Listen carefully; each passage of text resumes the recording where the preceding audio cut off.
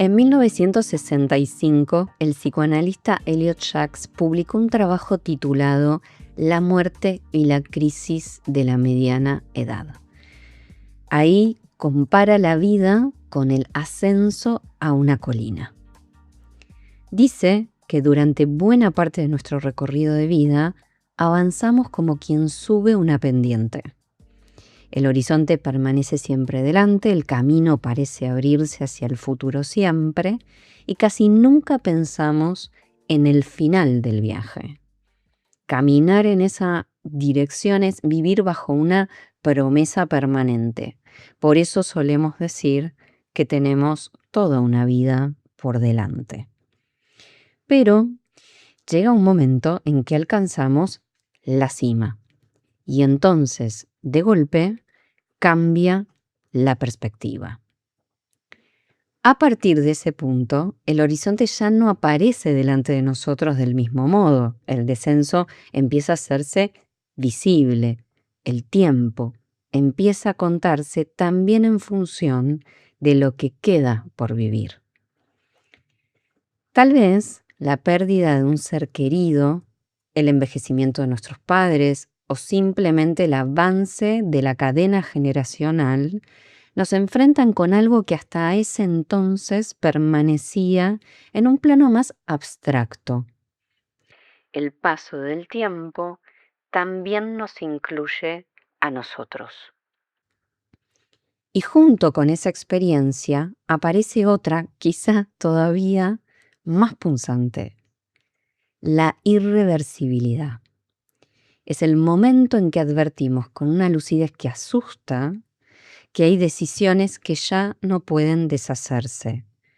Hay vidas que no vamos a vivir, versiones de nosotros mismos que quedaron definitivamente atrás. Elegir un camino implicó inevitablemente renunciar a otros. Hay oportunidades que dejamos pasar y elecciones que, acertadas o no, terminaron configurando la única vida que hoy tenemos. La crisis aparece precisamente ahí, en la distancia entre la vida imaginada, proyectada y la vida efectivamente vivida. Nos damos cuenta de que no todo lo que sucede conviene. Una frase que en lo personal yo detesto. No todo dolor deja una enseñanza. Hay errores, torpezas, decisiones cuyas consecuencias hubiéramos preferido no atravesar. Madurar, crecer, también implica aceptar que algunas pérdidas y dolores no tienen compensación. Bueno, arrancamos fuerte este episodio, pero no podía ser de otra manera, porque hoy quiero pensar con ustedes la crisis de la mediana edad. Si llegaste a este episodio, seguramente es porque algo de esto te atraviesa o te tiene ocupado. Sé que es un asunto que angustia y por eso me permito decirte ahora mismo: nunca terminamos de convertirnos en quienes somos. Siempre existe una distancia entre la vida que ya construimos y las posibilidades que todavía permanecen abiertas. Y esa distancia no es un defecto, es justamente la condición de toda transformación. Es el movimiento del deseo. No pretendas saber cómo hacerlo. No creas que tenés que tener resuelta la vida ni saber exactamente dónde querés estar parado ahora mismo. Vivir no se sabe, se hace. Y recordá que aunque hoy no te sientas satisfecho con la vida que construiste, todavía queda mucho por delante. Todavía podés tomar mejores decisiones. Estás hecho de desaciertos, de pérdidas, de fracasos, pero todo aquello también es motor de cambio. Bien, Antes de seguir, me interesaría decir algo importante. Esta crisis no empieza con las primeras canas ni puede ubicarse exactamente en los 40 o en los 50 años. Comienza cuando advertimos en realidad que la vida ya no puede pensarse como una sucesión ilimitada de posibilidades. En esta crisis no envejece solamente el cuerpo, también envejecen las identificaciones. ¿A qué me refiero con esto? Hay ideales que durante décadas organizaron nuestra existencia y que de pronto dejan de sostenernos con la misma fuerza. Imágenes que teníamos de nosotros mismos, que pierden consistencia, proyectos que durante años alcanzaban para responder quiénes éramos y dejan de hacerlo. Digo, esas respuestas que hasta ese entonces organizaban nuestra vida y empiezan a resquebrajarse. En muchos casos nos damos cuenta de que los logros que creíamos importantes no tienen peso suficiente o nos pesan demasiado. La identidad nunca permanece intacta, siempre está transformándose. El problema aparece cuando intentamos congelarla y aferrarnos a una versión fija de nosotros mismos para siempre. Entonces, tarde o temprano, aquello que ya no puede sostenerse exige una muda de piel. Hubo un tiempo en que las grandes instituciones, quiero decir, la familia, el matrimonio, la religión, las profesiones también, no solo organizaban la vida social, sino también ofrecían una respuesta relativamente estable a lo que significaba convertirse en adulto. No solo eso, sino proporcionaban ideales, recorridos, ciertas promesas de sentido. Obviamente no eliminaban el sufrimiento, por supuesto, pero distribuían parte de las incertidumbres de la existencia. Hoy muchas de esas referencias perdieron eficacia, entraron en crisis. Y no lo digo con nostalgia. De hecho, muchas de esas transformaciones ampliaron derechos y abrieron formas de vida mucho más libres que las generaciones anteriores. Quiero decir, ya no existe un único modo legítimo de amar, de formar una familia, de trabajar, de envejecer. Pero toda conquista trae consigo un costo subjetivo.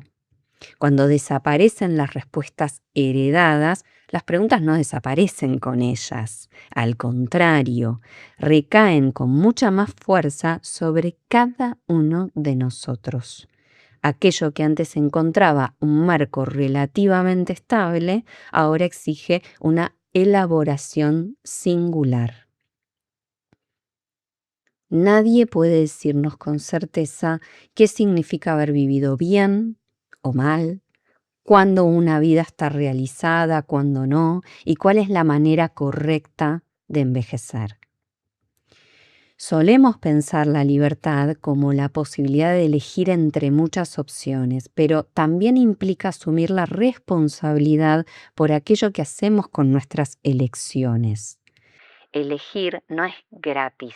Toda elección organiza una vida y al mismo tiempo deja necesariamente otras vidas sin realizar. En cada decisión perdemos para ganar. Entonces, ¿cómo quiero vivir el resto de mi vida? No como debería vivirla, ya no como esperan los demás que la viva. ¿Cómo quiero vivirla yo? El análisis intenta hacerle un lugar a esa pregunta, porque la mirada social existe y tiene un peso que es innegable. Un análisis no viene a decirnos quiénes somos ni cómo deberíamos vivir, más bien viene a producir un trabajo de separación, distinguir aquello que deseamos de aquello que simplemente aprendimos a desear. ¿Vivir y existir son la misma cosa? porque habitualmente usamos ambos verbos como si fueran sinónimos. Decimos que alguien vive en determinada ciudad, vive con su pareja, vive de su trabajo, pero vivir y existir no son exactamente lo mismo. Vivir es algo que hacemos todos, nos dan la vida, pero para vivirla tenemos que participar en ella. No basta con cumplir funciones o tareas, existir es otra cosa. Existir supone dejar de vivir por inercia para empezar a habitar aquello que vivimos. Establecer una relación distinta, quiero decir, implicada con la propia vida. Y las crisis, aunque muchas veces quisiéramos evitarlas, tienen una potencia. Suspenden los automatismos, nos obligan a mirarnos. Por supuesto que nos desorganizan y mucho, no solamente porque producen dolor, incertidumbre, mucho miedo, ansiedad, sino porque ponen en crisis el relato con el que hasta ese momento nos explicábamos básicamente quiénes éramos. El personaje ya no nos calza. ¿Por qué seguimos viviendo una vida que ya dejó de convencernos? La respuesta no es tan fácil. No alcanza con decir que tenemos miedo al cambio. Si fuera solamente miedo, bastaría con hacer un poco de fuerza, un acto de voluntad y con una dosis extra de coraje podríamos salir de ahí. Pero la experiencia clínica nos muestra otra cosa. Salir de una posición subjetiva nunca consiste únicamente en tomar una decisión a voluntad. No alcanza con decir, ya está, ya entendí, voy a cambiar. Implica atravesar un duelo, renunciar no solo a aquello que nos hacía sufrir, sino también a la forma de vida que ese sufrimiento sostenía. Hay una idea muy difundida actualmente según la cual debajo de ciertos mandatos familiares, exigencias sociales, etc., existiría algo así como un verdadero yo, esperando a ser descubierto. Como si la tarea consistiera simplemente en remover capas, ¿no?, para poder encontrarnos con esa esencia auténtica. El psicoanálisis nunca pensó al sujeto de esa manera. No somos producto terminado esperando a ser revelado, ni una esencia perdida a la que debamos regresar. Somos una historia que permanece abierta, que se escribe y se reescribe. Por eso, la transformación no consiste en descubrir quiénes éramos en realidad, sino en modificar la relación que mantenemos con nuestra propia historia. Cambiamos cuando dejamos de ocupar siempre la misma posición frente a aquello que nos ocurrió. Entonces, les propongo pasar de la pregunta ¿quién soy? A una pregunta más modesta. ¿Qué posibilidades de existencia siguen abiertas para mí? ¿Qué formas de vida todavía pueden construirse a partir de la historia que efectivamente tengo y no de la que hubiera querido tener? Ok. ¿Y cómo cambia verdaderamente una existencia? Estamos en la cima, miramos para atrás, miramos para adelante, ¿no? Pretendemos un cambio. ¿Cómo se hace? Vivimos fascinados por las rupturas espectaculares y los relatos de conversión increíbles, instantáneas. Nos atraen las historias de vida que de la noche a la mañana dan un vuelco radical. Una renuncia épica, una mudanza, una idea brillante devenida en un negocio millonario, etcétera, etcétera. Nos gustan estas historias porque ofrecen un relato simple con un antes y un después claramente delimitados. Por eso, esta clase de artículos abundan en las plataformas digitales, hasta en los periódicos.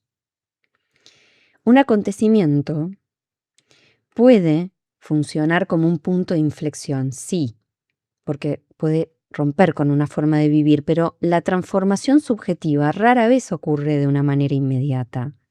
Ningún acto por sí solo reorganiza una existencia. Lo que verdaderamente cambia una vida es el trabajo psíquico que ese acontecimiento inaugura. Entonces el cambio no sucede porque me pasa algo, ¿no? Me puede pasar algo, pero es necesaria mi implicación. Paradójicamente, además ese trabajo no comienza cuando entendemos todo, ¿no? Comienza cuando hacemos. Si queremos que algo cambie, primero hay que actuar para permitir que los efectos de nuestros actos nos desplacen, nos pongan en movimiento. Los cambios que reconfiguran nuestra existencia, entonces suelen ser más modestos, más silenciosos, chiquititos. Son el resultado de atravesar un dolor profundo, de sostenerse durante un tiempo en la incertidumbre, de confrontarse con los propios límites. Entonces vamos soltando de manera desigual, casi sin darnos cuenta incluso, aquellas identificaciones que durante años nos dieron consistencia. Algunas caen más rápido, otras permanecen. Atravesar una crisis entonces es como dejarse desintegrar un poco para dar lugar a una nueva forma. No tiene nada de romántico. No es un estado de iluminación. Hay una palabra que hoy se usa mucho y es reinventarse. Tampoco me gusta. Yo prefiero hablar de retomar la vida. Me gusta mucho más ese verbo porque supone una continuidad.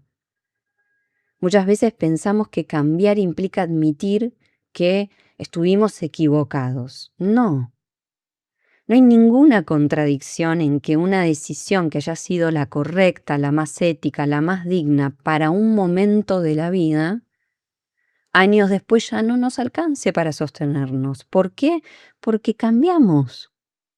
Porque cambian nuestras preguntas, nuestras búsquedas, nuestras necesidades.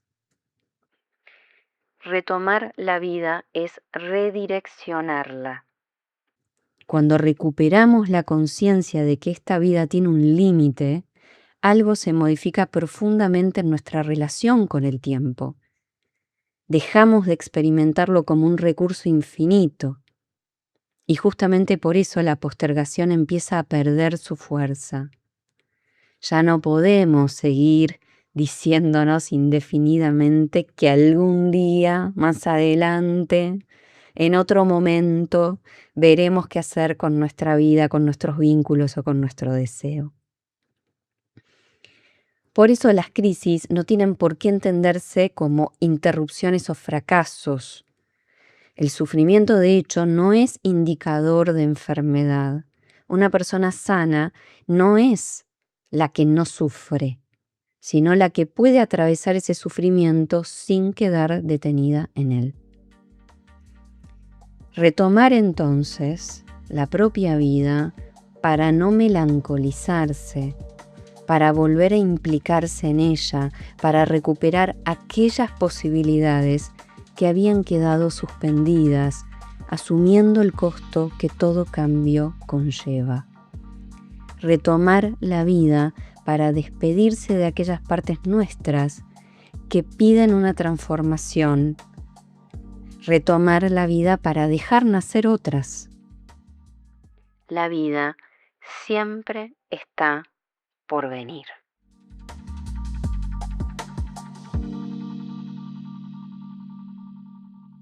Si llegaron hasta acá, quiero agradecerles infinitamente. Contarles que pueden suscribirse gratuitamente en la plataforma de Substack, una plataforma en la cual estoy publicando artículos de mayor extensión. Y también chequeen en PlanetaNet las siguientes funciones del amor contra todo en el Paseo La Plaza. Que tengan un hermoso día.